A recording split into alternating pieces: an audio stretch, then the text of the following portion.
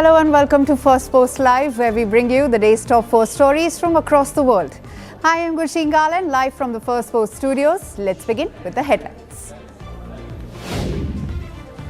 US President Donald Trump announces plans to commission a new series of heavily armed US Navy battleships, bearing his name as part of a major expansion of America's naval power. Syrian government forces and the Kurdish-led Syrian Democratic Forces agree to de-escalate fighting in Aleppo after days of clashes that left civilians dead and wounded.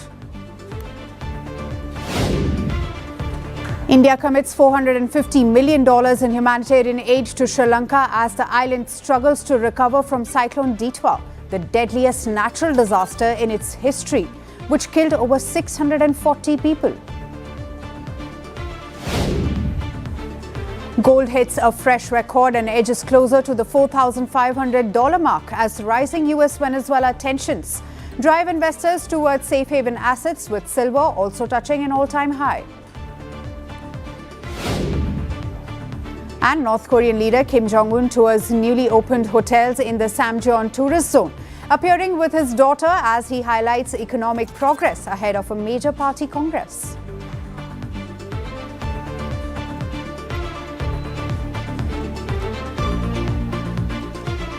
We begin with the latest from the Indian subcontinent. The Delhi-Dhaka ties continue to strain following the lynching of a Hindu man in Bangladesh last week. Across several Indian cities, protesters took to streets opposing what they call targeted atrocities against Hindus in Bangladesh and the brutal mob lynching of a Hindu man. The 27-year-old was beaten to death last week as a mob accused him of blasphemy. His body was then hung from a tree and set on fire, with the mob recording the heinous act and raising slogans.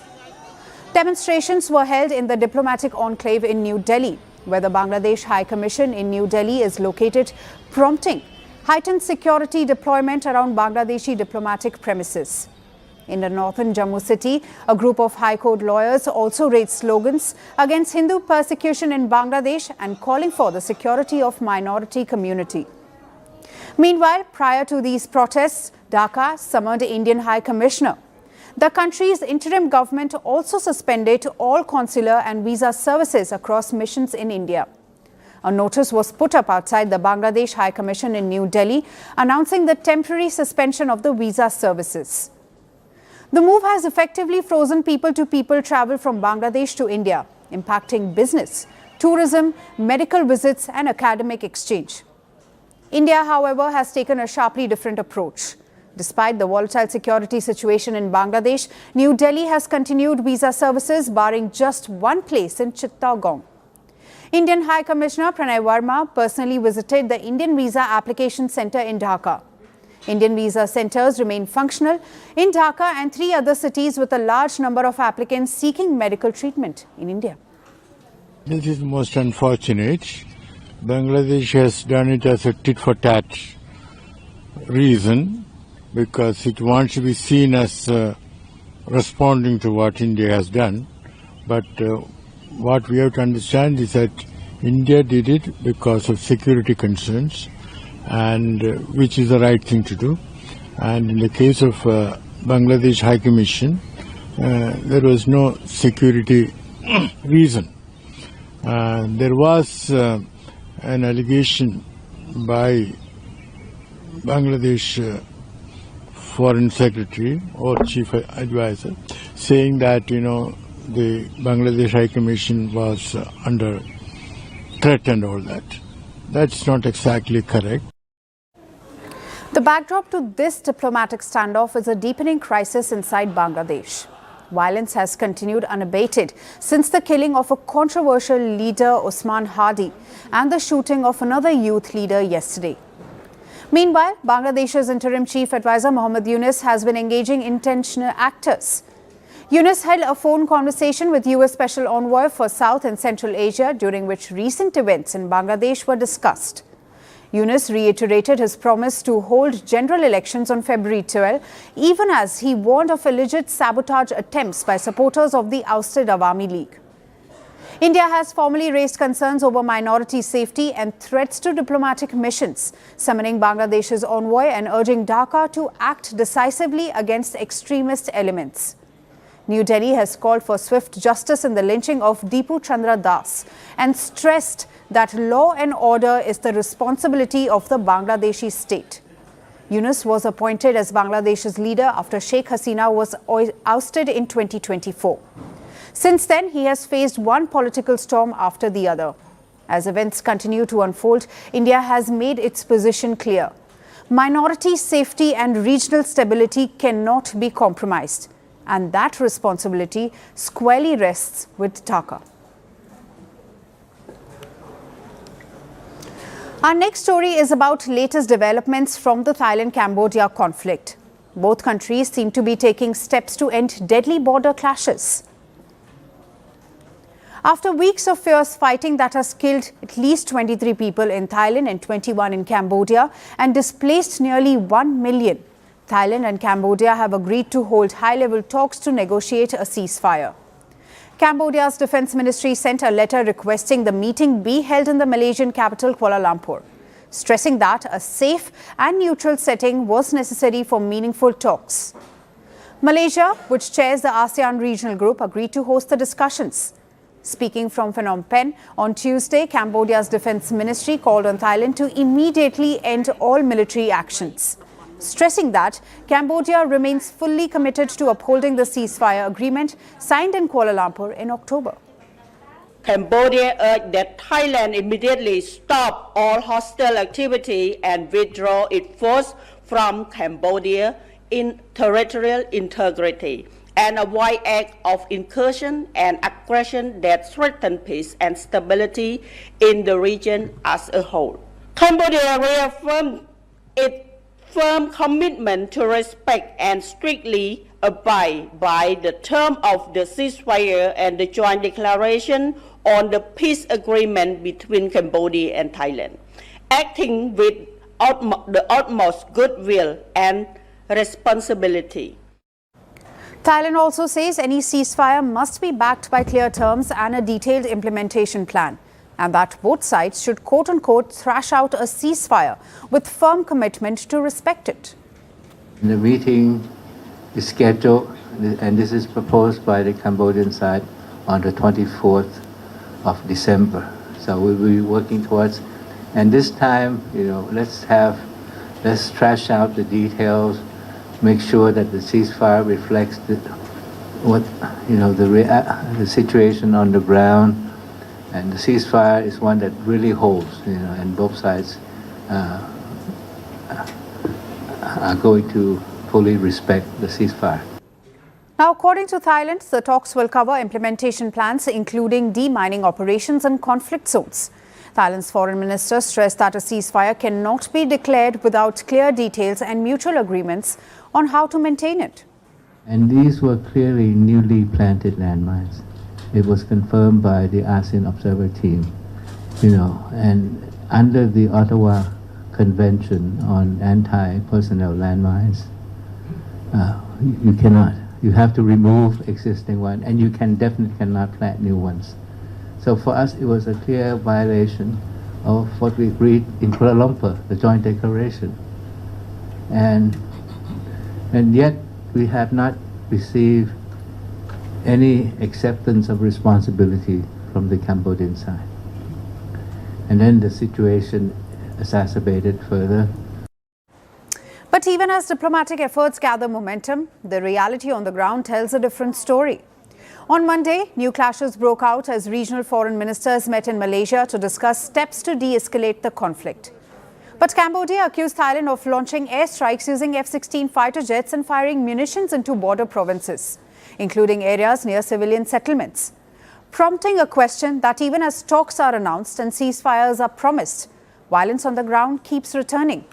It raises serious doubts about whether diplomacy can hold without strong enforcement and mutual trust. Meanwhile, on Monday, Malaysia called on the Association of Southeast Asian Nations to play a stronger role in ending the fighting. Malaysian Foreign Minister said the bloc must do everything possible to preserve regional peace and stability. Excellencies, it is my hope that this special meeting will renew our efforts for a return to stability in the affected areas. ASEAN must do whatever it is necessary to maintain regional peace and stability. Our goal goes beyond de-escalating the tension. We must intensify trust building among the conflicting parties and provide the horizons for dialogue despite the prevailing differences. Now, China has stepped up its diplomatic engagement as fighting between Cambodia and Thailand enters a third week. Beijing said that it has been actively encouraging both sides to de-escalate. The fighting between the neighboring countries stems from long-standing territorial disputes along the border, including control over centuries-old Prahibir temple. Now, the talks are scheduled to take place on December 24. Officials hope that detailed discussions will lead to a lasting ceasefire, provide security to border communities and allow displaced residents to return home safely. All eyes are on Kuala Lumpur to see whether diplomacy can finally halt the bloodshed and bring peace to the region.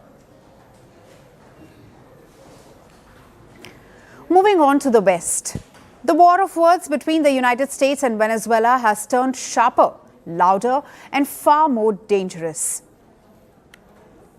US President Donald Trump has issued a fresh and unusually blunt warning to Venezuelan leader Nicolas Maduro. He suggested that it would be quote-unquote smart for Maduro to step down. Speaking from his Mar-a-Lago resort in Florida, flanked by Secretary of State Marco Rubio and Defense Secretary Pete Hegseth, Trump made it clear that the gloves may be coming off. Asked directly whether the goal was to force Maduro out of power, Trump replied that it probably would be and warned that Venezuelan leader to stop playing tough. Ultimate goal in Venezuela to force Maduro from power? Well, I think it probably would. I can't tell. That's up to him what he wants to do. I think it would be smart for him to do that. But again, we're going to find out. Look, Venezuela did terrible things to the United States. They sent hundreds of thousands of people, millions of people into our open border. They sent their criminals, they sent their prisoners, they sent their drug dealers. They sent their mentally insane and incompetent people. Donald Trump's these comments mark a sharp escalation after months of mounting pressure on Caracas. And the pressure is not just rhetorical. At sea, the U.S. Coast Guard has been chasing a third Venezuelan oil tanker, describing it as part of a so-called dark fleet used to evade American sanctions. Washington has already seized 2 oil tankers of Venezuela's coast and says it might keep both the vessels and nearly 4 million barrels of oil aboard them, oil valued at up to $100 million. The oil that has been seized, the United States seized 1.9 million barrels of oil on December 10th. We're going to keep it. We're keeping it. Where's it? Are we going to sell it or put it in the strategic? Maybe we'll sell it. Maybe we'll keep it. Maybe we'll use it in the strategic reserves. We're keeping it. We're keeping the ships also. Donald Trump claims that oil money from Caracas is being used to fund drug terrorism, human trafficking, murder and kidnapping. Venezuela's president has fired back. Nicolas Maduro accused Washington of international piracy and said Trump would be better off focusing on America's domestic problems rather than threatening Venezuela. I have been reflecting in recent days on the illegal aggressions that have occurred. I think that President Trump could do better in his country and in the world. He would do better within his country with economic and social issues. He would do better with the world if he attended to the issues of his country, each president to their own, because it cannot be that 70% of his speeches, declarations and time is about Venezuela. Caracas fears the blockade is a direct attempt at regime change, a concern now echoed by 2 major global powers. Russia has expressed what it calls full support for Venezuela, condemning U.S. actions that include the seizure of tankers and earlier strikes on alleged drug trafficking boats. China has gone even further, calling Washington's moves a serious violation of international law. The arbitrary detention of vessels from other nations by the U.S. side constitutes a serious violation of international law. China has consistently opposed illegal and unilateral sanctions that lack a basis in international law or authorization by the United Nations Security Council. China opposes any actions that violate the purposes and principles of the United Nations Charter and infringe upon the sovereignty and security of other countries.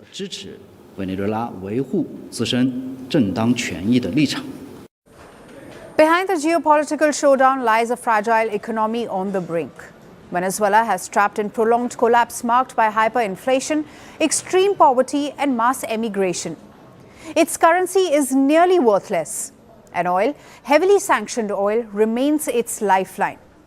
Once producing over 3 million barrels a day in the early 2000s, Venezuela pumped about 772,000 barrels daily in 2024. And China was its biggest buyer in 2024, followed by the United States, Europe, India and Cuba. To bypass sanctions, Caracas increasingly accepts payment in digital assets, including stablecoins.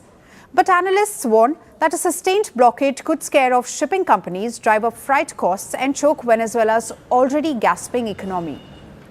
As warship shadow tankers and diplomats clash at the United Nations, the message from Washington is unmistakable. Pressure will continue.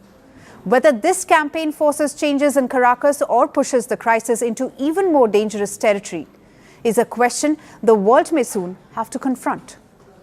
For now, Venezuela's oil has become the front line of a growing global standoff. Moving on to our last story. This one isn't about an app crash, a tech glitch or a system outage. Instead, it's about a silent digital threat where global tech hiring meets geopolitics. Amazon has blocked people who are suspected North Korean operatives. US tech giant Amazon has confirmed it blocked more than 1,800 job applications linked to North Koreans trying to enter the company through remote IT roles. The company says this was not accidental. These applicants were deliberately trying to secure remote tech jobs, mainly with US firms, while hiding their real identities. Amazon's chief security officer revealed this in a LinkedIn post, warning that the issue is not limited to Amazon and is likely happening across the tech industry. According to Amazon, the objective behind these applications is straightforward: get hired, get paid, and send the money back to North Korea. US and South Korean authorities say these earnings are then used to fund the regime's weapons and cyber programs. Amazon also reported a nearly one-third rise in such suspicious job applications in the past year. Our detections combine AI-powered screening with human verification. Identity theft has become more calculated. These operatives target actual software engineers who provide real credibility, rather than people with minimal online presence. Their LinkedIn strategies are getting sophisticated. We're seeing them hijack dormant accounts through compromised credentials to gain verification. We've also identified networks where people hand over access to their accounts in exchange for payment. So how does this work? Enter the concept of laptop farms. A laptop farm is a computer physically located inside the United States, but operated remotely from outside the country, often from North Korea or third countries. To an employer, it looks like a US-based employee logging in for work. In reality, the person controlling the system is thousands of kilometers away using fake or stolen identities. This setup helps North Korean operatives bypass location checks, security filters and sanctions. This is not just about job fraud, it's a national security risk. Amazon says such actors often use incorrectly formatted phone numbers, fake or mismatched education histories, hijacked or dormant LinkedIn accounts. And authorities warn that once hired, these operatives can steal sensitive data, launder money, or exploit internal systems, harming companies and countries alike. US authorities say they have already uncovered dozens of illegal laptop farms across the country. In fact, in July, a woman in Arizona was sentenced to over 8 years in prison for running a laptop farm that helped North Korean IT workers secure jobs at more than 300 US companies. The scheme generated over $17 million for her and Pyongyang. The US Department of Justice has also indicated brokers who helped place North Korean operatives in American firms. This fits into a much larger picture. North Korea has been steadily building its cyber warfare capabilities since the mid-1990s. According to a 2020 US military report, Pyongyang now operates a 6,000-strong cyber unit, commonly known as Bureau 121, with operatives working from multiple countries. Amazon's warning is clear. This is not an isolated case and not just a tech hiring issue. It's a reminder that in today's remote working world, cyber threats don't always break in. Sometimes they apply for the job. That's all for today. Thank you for joining us. I am Gursheen Galan and we'll see you right back here at the same time. Until then, stay informed and stay tuned to Firstpost.